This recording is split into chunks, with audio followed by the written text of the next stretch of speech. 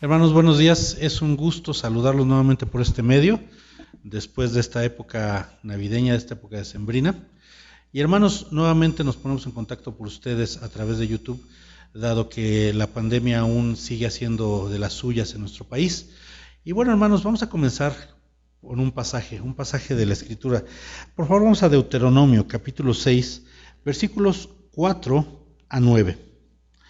Dice de la siguiente manera la palabra de Dios: Oye Israel, Jehová nuestro Dios, Jehová uno es. Y amarás a Jehová tu Dios de todo tu corazón y de toda tu alma y con todas tus fuerzas. Y estas palabras que yo te mando hoy estarán sobre tu corazón, y las repetirás a tus hijos, y hablarás de ellas estando en la casa, y andando por el camino, y al acostarte, y cuando te levantes. Y las atarás como una señal en tu mano, y estarán como frontales entre tus ojos, y las escribirás en los postes de tu casa y en tus puertas. Vamos a orar, hermanos, para dejar este tiempo en manos de Dios. Padre nuestro que estás en los cielos, cuántas gracias te damos porque tú nos permites ver un año más. Tú nos permites, Señor, comenzar este 2021. Tal vez no como nosotros quisiéramos, pero estamos seguros, Señor, que todo esto queda dentro de tu control, todo esto está en tu voluntad. Y sabemos, Padre, que para nosotros tu voluntad es buena, agradable y perfecta. Te pedimos, Padre, ahora que estamos a punto de aproximarnos a tu palabra para comenzar este culto, que seas tú glorificado, Señor, y que, Padre, en nosotros si hay algún pecado, algún rencor, alguna rencilla en nuestros corazones, que tu Santo Espíritu nos mueva al arrepentimiento, Señor, lo confesemos delante de ti, y, Señor, podamos de esta manera levantar manos santas y acercarnos a tu palabra para aprender de ella. Padre, gracias por los hermanos que están viendo este video en este momento, y te pedimos, Señor, también por aquellos que lo verán más tarde, Señor, o en los días siguientes, para que el Señor sea de bendición y sea de edificación. Gracias, Padre, por todo esto en el nombre de Cristo Jesús. Amén. Y bueno, hermanos, este pasaje es muy conocido. Este pasaje es muy conocido, hermanos, y lo que hacía aquí Dios al estar hablando hacia el pueblo de Israel es recordarles que ellos tenían un pacto con Él. Un pacto en el cual Él los iba a bendecir si ellos guardaban sus mandamientos, y también Él iba a traer plagas, Él iba a traer también una serie de castigos, una serie de reprensiones a veces si ellos desobedecían. Lo que la Biblia nos muestra en la ley, este pasaje, hermanos, está en el Pentateuco, es parte de la ley, es que Dios espera del ser humano santidad. ¿Qué es el requisito que Dios pone para estar delante de Él? La santidad. La ley, hermanos, tuvo como propósito el mostrarnos que por más que nos esforzáramos, nosotros no podíamos llegar a ser lo suficientemente santos para estar delante de Dios. Dice la Biblia que con una sola falta es suficiente para que no podamos, para que más bien seamos culpables de no haber cumplido la ley. Entonces, hermanos, ese es el grado de santidad que Dios pide, es una perfección tremenda.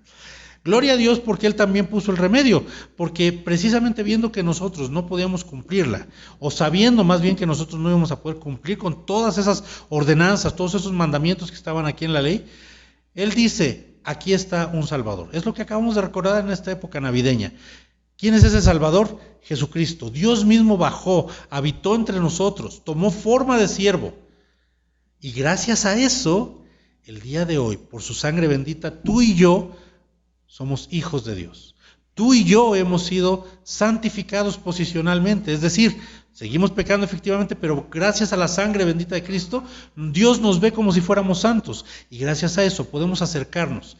Y qué bueno, porque en tiempos como este, en tiempos que estamos viviendo en este momento, como la pandemia, como esta crisis económica que comienza también ya a arreciar en estos momentos, hermanos, es importantísimo que aprendamos a doblar nuestras rodillas y poner nuestras peticiones en sus manos. Pero también es importantísimo que no descuidemos lo que está en la palabra de Dios. Este mandamiento sigue siendo muy válido el día de hoy, como lo fue en su momento.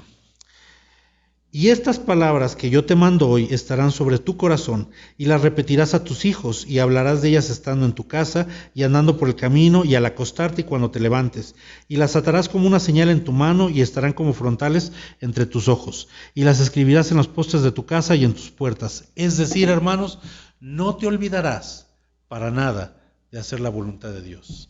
Y no solo eso, sino que también enseñarás a la siguiente generación, a tus hijos, a temerle a Dios. Hermanos, si ustedes no toman esa responsabilidad, nadie lo va a hacer. Si tú crees que porque tu hijo viene aquí a la iglesia, está aprendiendo a temer a Dios, te estás equivocando miserablemente.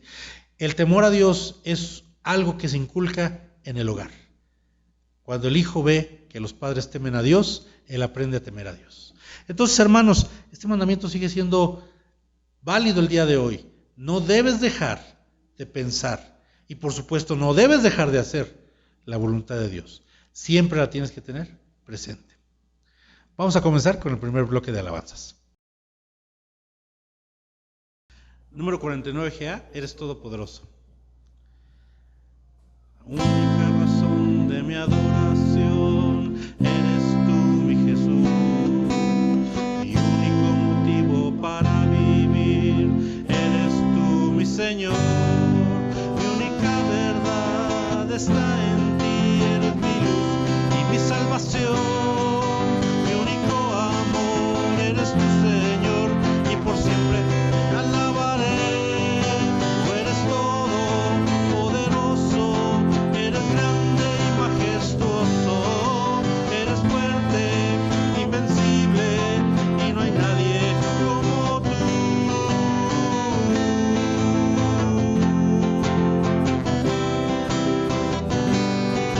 La única razón de mi adoración eres tú, mi Jesús. Mi único motivo para vivir eres tú, mi Señor. Mi única verdad está en ti, eres mi luz y mi salvación. Mi único amor eres tu Señor y por siempre te alabaré. Tú eres todopoderoso, eres grande y majestuoso, eres fuerte, invencible y no hay nadie como tú. Tú eres todopoderoso, eres grande y majestuoso y eres fuerte, invencible y no hay nadie como tú.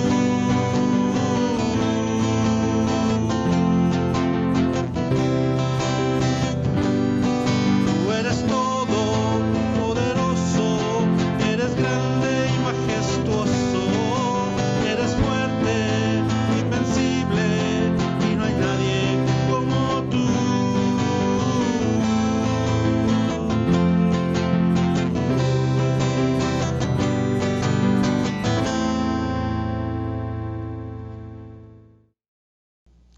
Número 28 GA, dad gracias.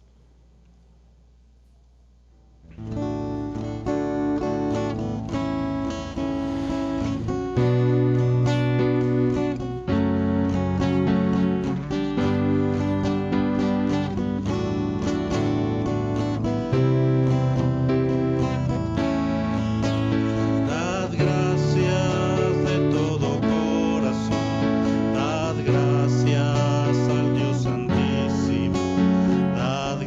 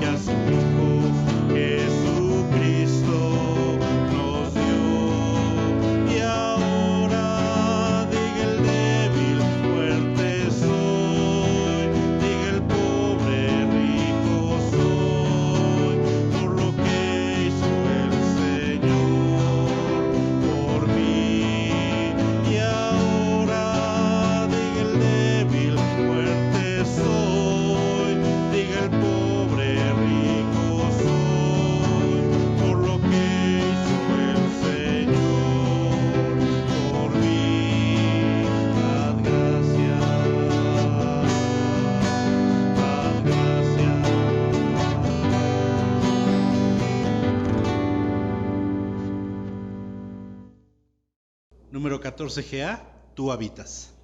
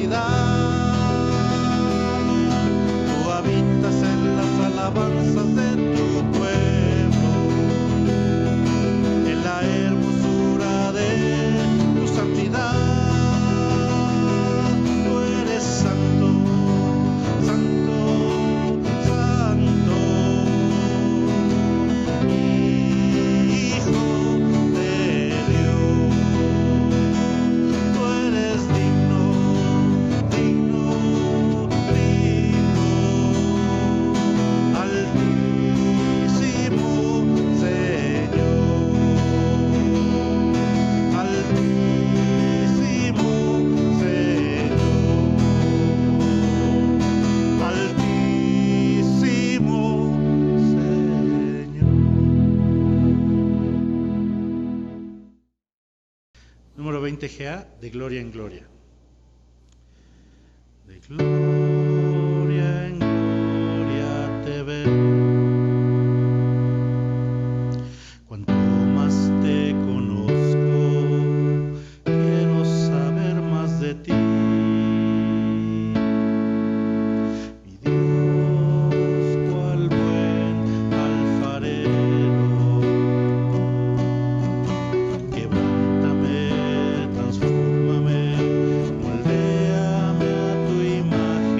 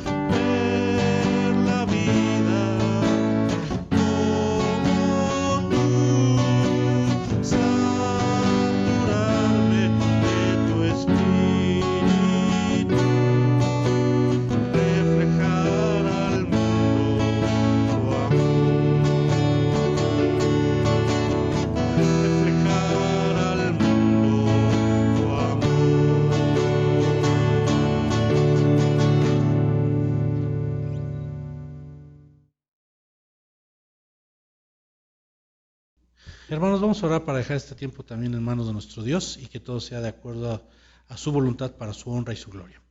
Padre nuestro que estás en los cielos, te agradecemos, Señor, porque en tu bondad infinita tú nos concedes el privilegio de estar aquí en esta hermosa mañana. Y Padre, tú también le permites a los hermanos tener el acceso a este material a través, Señor, de la red, a través, Señor, del internet. Te pedimos, Padre, para que este material llegue, Señor, y para que, Señor, también sea de edificación para todos. Te pedimos, Señor, también por todos aquellos que están luchando contra esta pandemia. Padre, dales fuerzas, Señor, dales, Señor, también consuelo, porque sabemos que ellos están viviendo situaciones muy tristes, ellos están viviendo separados de sus familias algunos, ellos están viendo morir gente, Señor. Y sabemos, Padre, que como ciudadanía también nosotros hemos cometido muchísimos errores y te pedimos misericordia, Señor, te pedimos misericordia para esta ciudad, te pedimos misericordia para el mundo, Señor. Te pedimos, Padre, que este tiempo de trance ya pase pronto, Señor, y que podamos, Señor, aprender a través de él. Gracias, Señor, porque tú eres misericordioso, tú eres grande, tú eres majestuoso. Y, Señor, te pedimos, Padre, para que tú lleves consuelo a aquellas familias donde en este momento hay mesas con lugares vacíos, Padre. Gracias, Señor, porque tú nos escuchas y ahora que nos aproximamos a tu palabra, te pedimos, Señor, para que tú nos des un corazón humilde para aprender de ella. En el nombre de Cristo Jesús. Amén. Bueno, hermanos, vamos a abrir nuestras Biblias en el libro de Filipenses. Filipenses es el libro que estábamos estudiando antes de que comenzara esta pandemia y que vamos, si Dios permite, a continuar estudiando una vez que termine. Capítulo 1, versículo 3. Capítulo 1, versículo 3. Un poco de contexto para que lo recuerden. Filipenses es una carta que Pablo escribe, estando en prisión. Y él la escribe porque la iglesia de Filipos es una iglesia muy querida para él. Tan querida para él y tenía una relación tan especial con ellos, que ellos le mandan una ofrenda con Epafrodito, un hermano. Cuando está en Roma junto con Pablo, Epafrodito cae enfermo, muy gravemente. Los hermanos piensan que va a fallecer y esta noticia llega a Filipos. Entonces, Dios tiene misericordia, Epafrodito no muere, Epafrodito sana. Pablo escribe esta carta y se la entrega a Epafrodito para que él vaya y la lleve de regreso. Es hermoso ver esta carta desde ese ángulo por una razón, hermanos. El día de hoy el mundo está empapado, está saturado de individualismo. Nadie se preocupa por nadie. La realidad, hermanos, es que cada uno ve por sus propios intereses.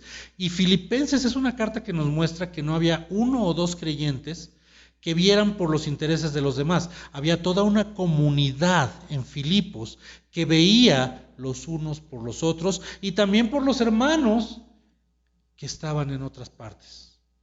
Si tú lees Filipenses vas a darte cuenta que al final Pablo les dice también a estos hermanos de esta región, dice que ellos eran tan preocupados o se preocupaban tanto por los demás que aún en medio de su necesidad ellos ofrendaban para las personas que tenían necesidad también.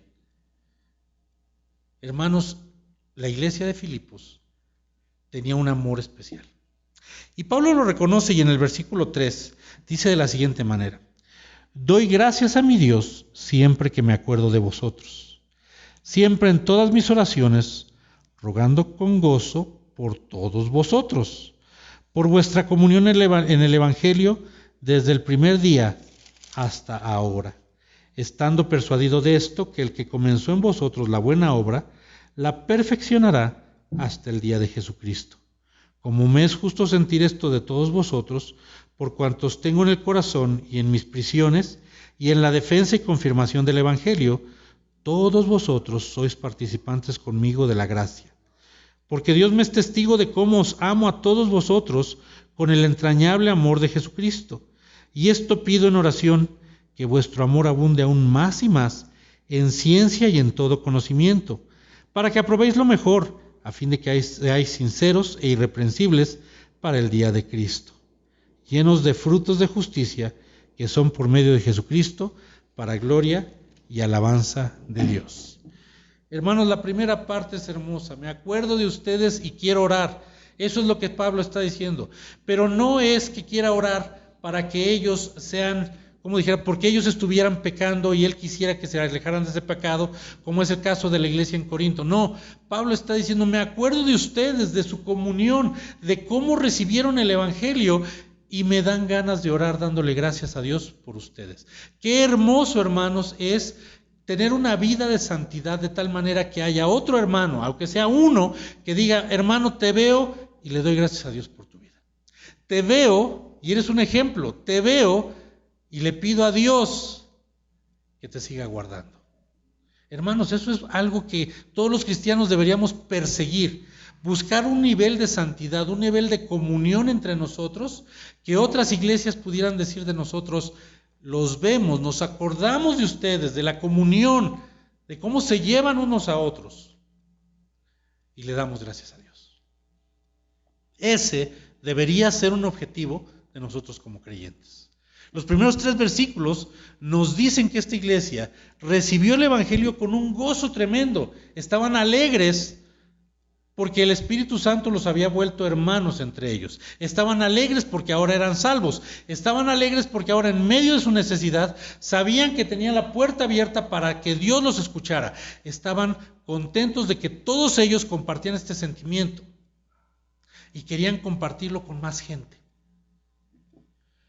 Y a Pablo, que fue quien les llevó el evangelio, le tuvieron un especial cuidado y estuvieron al cuidado de él cuando estaba prisionero. Hermanos, qué hermoso es pensar en una iglesia así. Qué hermoso es pensar en una iglesia así. Pero ¿sabes una cosa? Si un día te hallas una iglesia así de perfecta, te voy a pedir un favor. No entres y la eches a perder. Vete, salte de ahí. Se oye muy feo, ¿verdad? Se oye muy feo. La primera vez que a mí me dijo un pastor esto, me sentí hasta indignado. Pero luego entendí lo que trata de decirme. Nosotros como cristianos del siglo XXI ya, estamos empapados también con este individualismo que satura el mundo. Hermanos, nosotros causamos muchas de las divisiones en la iglesia por ese individualismo, por querer hacer mejor las cosas que el otro, pero no para la gloria de Dios, sino para nuestro propio beneficio y nuestra propia gloria. Porque nosotros queremos que la gente nos mire. Los que predicamos queremos que la gente diga, mira qué bien lo hace. Los que tocamos en la alabanza queremos que la gente vea cómo dominamos el instrumento. Y nos olvidamos que todas las cosas deben ser hechas para la gloria y la honra de Dios. Hermanos, cuando el cristiano pone como primer objetivo el que todo lo que haga sea para la gloria de Dios, primero, y segundo, tener comunión con sus hermanos, ese cristiano brilla en automático, brilla solo, no necesita llamar la atención, lo está haciendo sin darse cuenta. Porque eso es justo la clase de cristiano que Dios quiere. Esa es justo la clase de cristiano que necesita el mundo el día de hoy. Alguien que ponga los intereses de los demás por encima de los propios. Alguien que anteponga las necesidades de sus hermanos, y no solo de sus hermanos, también de la gente que está allá afuera, antes que sus propias necesidades.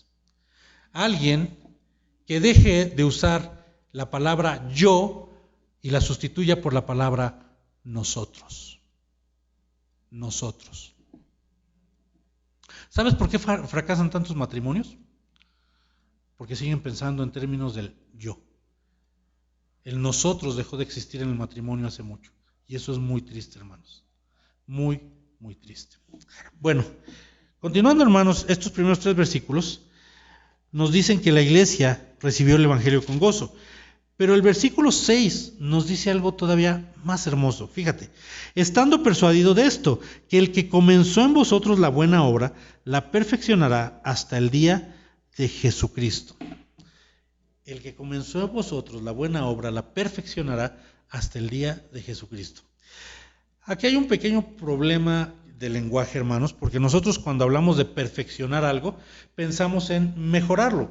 Perfeccionar y mejorar son sinónimos. Al menos eso es nuestro lenguaje, pero no es el caso aquí, no es el caso aquí. Hermanos, cuando algo se perfecciona, se vuelve perfecto. Ya no puedes hacerle otra mejora porque ya es perfecto. Cuando Dios está diciendo aquí que Él va a perfeccionarnos hasta el día de Jesucristo, no está diciendo que nos va a mejorar, sino está diciendo que nos va a volver perfectos. Es un proceso largo, es un proceso doloroso, es un proceso que lleva toda la vida. Pero ¿sabes cuál es la promesa que hay en este versículo? Mucha gente piensa, la promesa que hay en este versículo es que día a día voy a ser mejor. Esa es la mitad de la promesa, mi hermanito. La mitad de la promesa, porque la promesa total es que en esta vida Dios te va a ir puliendo, te va a ir mejorando, pero en la vida venidera vas a ser perfecto.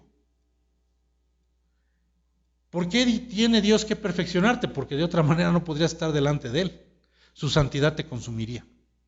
Hermanos, no se queden con medias promesas. Sí, es cierto, cuando aquí dice que vamos a estar siendo perfeccionados, ¿quiere decir que cada vez vamos a ser mejores? Claro, en la medida que dejes a Dios trabajar en tu vida.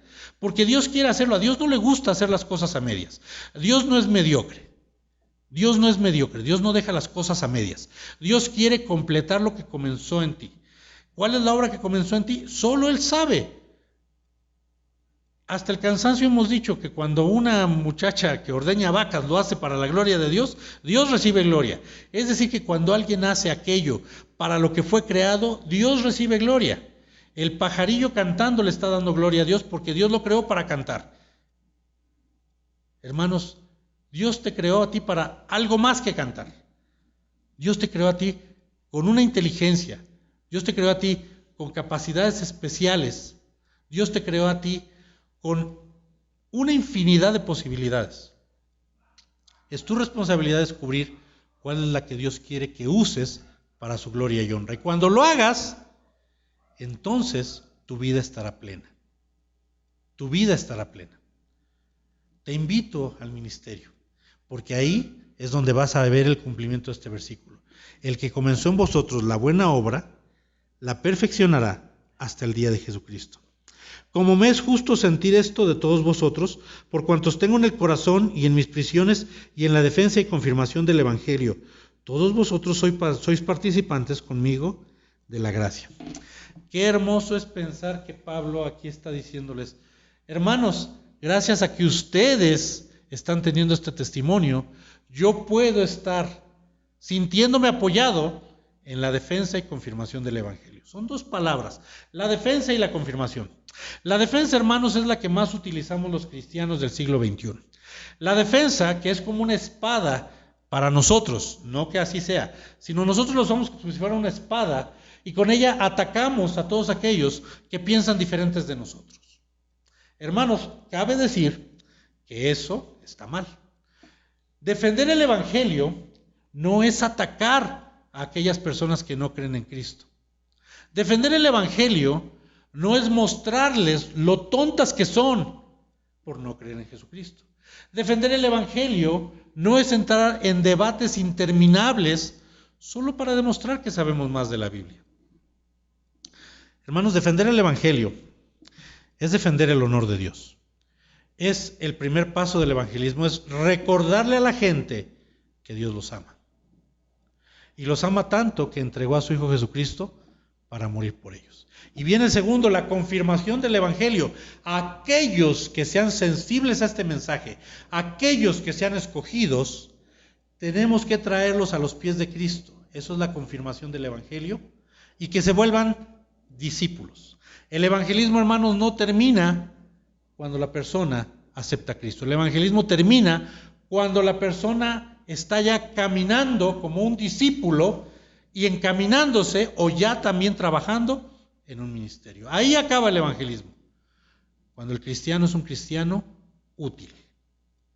Entonces, hermanos, qué hermoso que Pablo diga, yo puedo hacer esto porque ustedes, con su testimonio, con su comunión, con sus oraciones, con su ayuda económica también, me impulsan a hacerlo. La iglesia tiene también una función muy importante al formar misioneros, al formar gente que quiere ir a otras partes del país, a otras partes del mundo, a hacer más discípulos. La iglesia tiene que tomar el compromiso de orar y de sostener económicamente a estas personas. No puede ser de otra manera. No puede ser de otra manera. Porque Dios me es testigo de cómo os amo a todos vosotros con el entrañable amor de Jesucristo. El entrañable amor de Jesucristo. Dicen por ahí que cuando uno se enamora, siente mariposas en el estómago. No sé tú dónde las sientes, pero se sienten aquí. Cuando hay emociones muy fuertes también se sienten en esta parte. Por eso para la gente de esta época, de la época que Pablo está hablando, el corazón como centro de las emociones no sería el que está acá arriba, es más bien el estómago, los intestinos. Bueno, por eso se habla de que el amor es entrañable, porque para ellos el amor provenía desde las entrañas. El amor más fuerte viene de las entrañas, de ahí sale. Ahora bien, cuando dice os amo con el entrañable amor de Jesucristo, la traducción sería un poco rara para nosotros porque sería con el amor que proviene de las entrañas de nuestro Señor Jesucristo. Y tú dices, ¿eh? O sea que me ama con un amor de tripas. Pues sí, así es. Pero tenemos que entender a qué se refiere esto.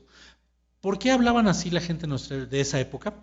Porque para ellos las entrañas eran la parte más profunda del ser humano.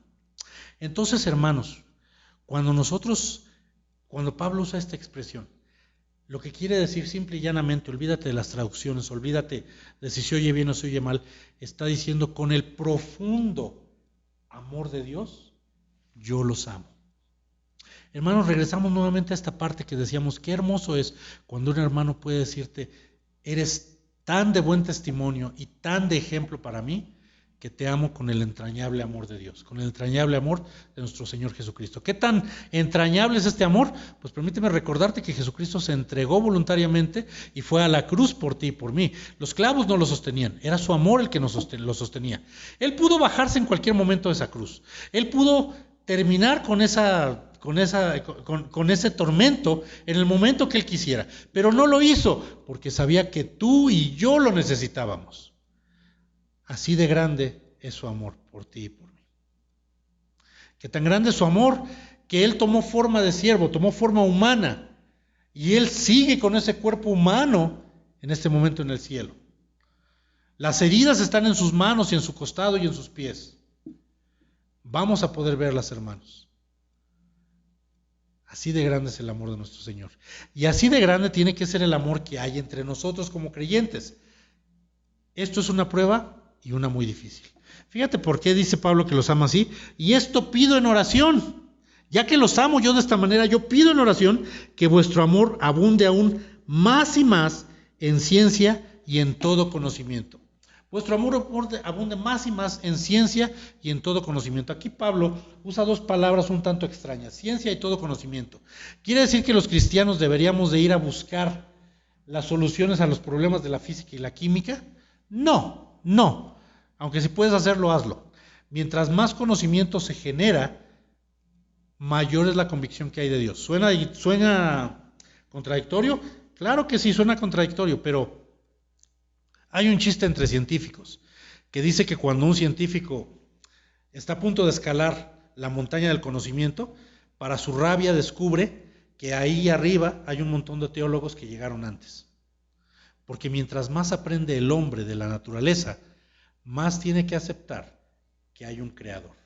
Más tiene que aceptar que esto no puede ser fruto del azar. Entonces, hermanos, los creyentes no debemos de estar en contra de la ciencia, los debemos estar en pro de la ciencia. Mientras más se desarrolla el conocimiento científico, mayor es la posibilidad de que la gente no pueda negar la existencia de Dios. Al contrario, al ver la maravilla que es el mundo, cómo funciona, cómo son exactas las leyes, cómo la ciencia las demuestra, no te queda más que aceptar que hay un Dios creador. Bueno, regresando a nuestro punto, pero no es esa ciencia de la que Pablo habla aquí. La ciencia y el conocimiento de la que Pablo habla aquí tiene que ver con la verdad. Aquí Pablo usa la palabra ciencia hablando de la verdad. Él está diciendo, yo quiero que su amor abunde de tal manera que cuando ustedes conozcan la verdad, es decir, la voluntad de Dios, ustedes la pongan en práctica con un discernimiento ético. Es decir, no se queden solamente con la experiencia de saber, sino también la experiencia de poner en práctica. Es decir, llénense de ciencia, de verdad y de todo conocimiento útil acerca de la voluntad de Dios para que ustedes puedan ser cristianos útiles. Nuevamente, El evangelismo no termina cuando la persona acepta a Cristo. El evangelismo termina cuando la persona está caminando en un ministerio o hacia un ministerio ya, cuando es un discípulo. Para que aprobéis lo mejor, a fin de que seáis sinceros e irreprensibles para el día de Cristo, llenos de fruto de justicia que son por medio de Jesucristo, para gloria y alabanza de Dios. Para que aprobéis lo mejor, ya dijimos, para que pongas en práctica con el discernimiento, un discernimiento basado también en la voluntad de Dios. Ahora bien, dice también este versículo, a fin de que seáis sinceros e irreprensibles para el día de Cristo. ¿Qué es ser sincero? Hermanos, veía un ejemplo, a ver si nos damos a entender. Ahorita que tengo estas luces aquí enfrente, en la cámara no las pueden ver, pero les aseguro que aquí hay dos luces bastante brillantes. Son tan brillantes, hermanos, que si tuviéramos una cámara de mejor calidad, podrían verme los poros de la cara. La sinceridad, como le escribe aquí Pablo, se refiere a eso, que un objeto, cuando tú lo pasas por alguna prueba, en este caso por una luz muy brillante, se revele tal cual es. Entonces, la sinceridad en el cristiano tiene que ver con que sin importar en qué situación Dios te ponga, tu verdadero carácter siempre sea el mismo, se revele cuál es. ¿Para qué? Para que seamos llenos de frutos de justicia, para que seamos irreprensibles, es decir, que la gente no tenga nada que pueda decir en contra tuya y por lo tanto en contra de Dios. Hermanos, una de las glorias que el cristiano más debería de apreciar es cuando la gente comienza a inventarle chismes. ¿Por qué? Porque cuando la gente te inventa chismes es porque ya no tiene nada malo que decir de ti. Cuando la gente no tiene necesidad de inventarte chismes, cuando la gente puede decir de ti con completa certeza, hablar de tus defectos, la verdad ni te enojes, porque es una realidad. Pero cuando la gente ya no ve en ti defectos y tiene que inventar chismes, dale gracias a Dios, porque quiere decir que entonces ya no hay nada en ti que sea tan malo que cause que la gente hable mal de ti. Hermanos, ese debería ser también un objetivo de vida de los cristianos. Yo quiero ser un cristiano al que sea necesario inventarle chismes, porque en mi vida soy irreprensible, porque en mi vida no hay nada que la gente pueda tomar para usarlo en contra de Dios. Ese debería ser un objetivo. Y finalmente, hermanos, el último versículo, llenos de fruto de justicia, que son por medio de Jesucristo, para gloria y alabanza de Dios. Todo esto, hermanos, con el fin de que Dios reciba la gloria y la honra. Cuando un cristiano hace aquello para lo cual fue creado, le lleva la gloria y la honra a Dios. Hermanos, en este año que comienza, todos tenemos propósitos. Bueno, este año la verdad yo no hice lista de propósitos porque ya me canso de tacharlos. Entonces, hermanos, si tú hiciste lista de propósitos, ve a revisarla. Ve a revisar cuántos de esos propósitos tienen como fin último verdaderamente, volverte ese cristiano por el cual Pablo también podría decir, cada que me acuerdo de ti, le doy gracias a Dios. ¿Cuántos de esos propósitos realmente tienen que ver con que al final Dios reciba la gloria y la alabanza? Reescribe tus propósitos en ese aspecto.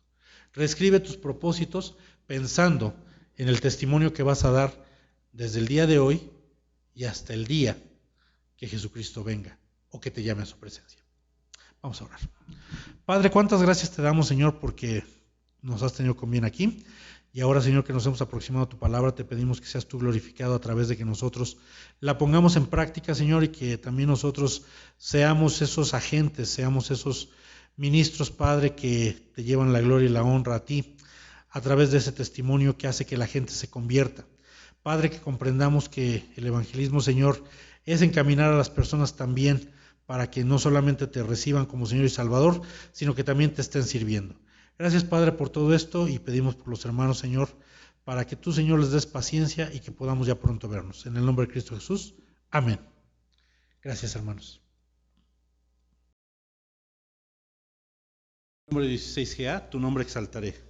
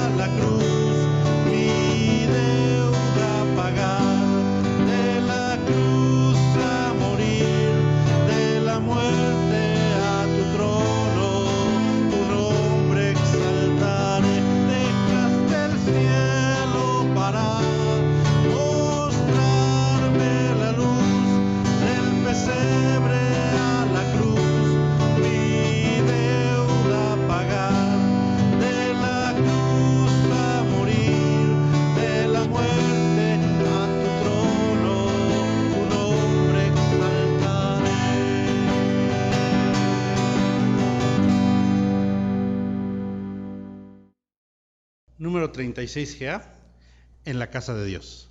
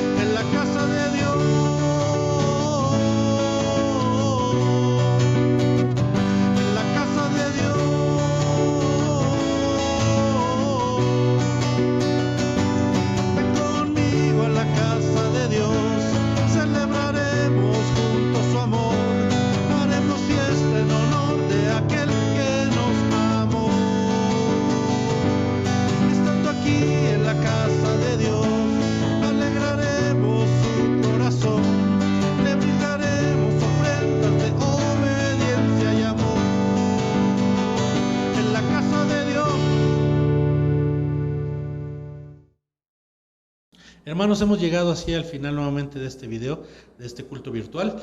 Y hermanos, les recordamos, por favor, sigan orando, por favor, para que este ministerio pueda continuar. Y sigan orando también muchísimo por nuestro país, sigan orando por el presidente, por las autoridades, por los médicos, por todos aquellos que están en este momento luchando contra esta pandemia, para que este tiempo de trance ya pueda pasarse y de esta manera podamos nosotros regresar a nuestra actividad litúrgica normal, es decir, a reunirnos. Y hermanos, los dejamos con un último versículo que es Gálatas 5:25. Si vivimos por el Espíritu, andemos también por el Espíritu. En este año nuevo que comienza, hermanos, les pedimos que sobre todo por los tiempos oscuros que estamos pasando, observemos un buen testimonio como creyentes, para que la gente que tiene necesidad de Cristo se acerque a nosotros a preguntarnos por qué somos diferentes. Vamos a orar para ser despedidos. Padre eterno, cuántas gracias te damos, Señor, porque tú eres grande, tú eres maravilloso, Señor.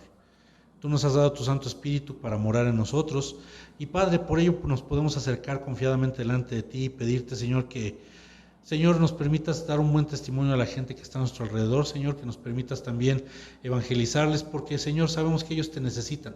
Nosotros tenemos el consuelo de saber que tú siempre nos escuchas, que tú estás atento a nuestras necesidades y que tú quieres, sobre todo, bendecirnos.